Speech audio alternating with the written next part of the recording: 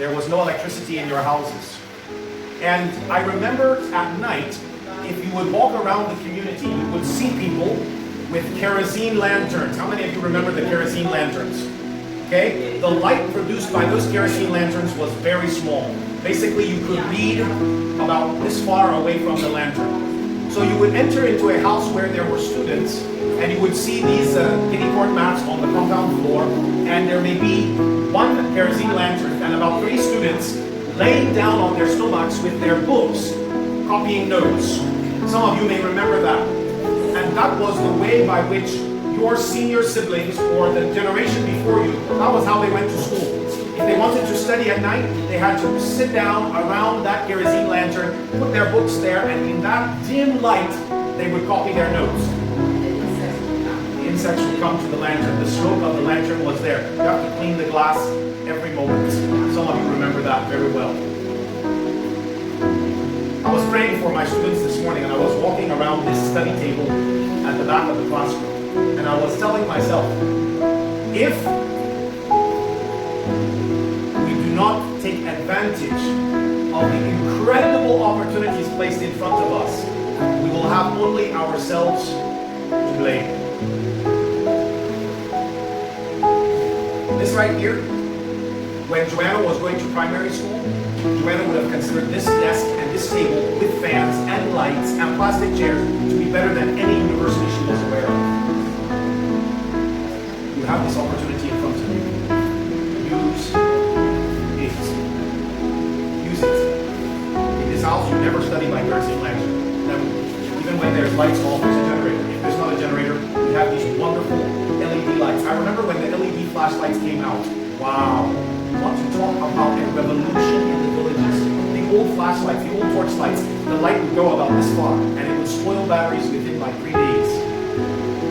I don't know if you know these things, but your parents used to dig a hole and bury those batteries. When you bury them, you get a little bit of their power back and then dig up those batteries and use them again.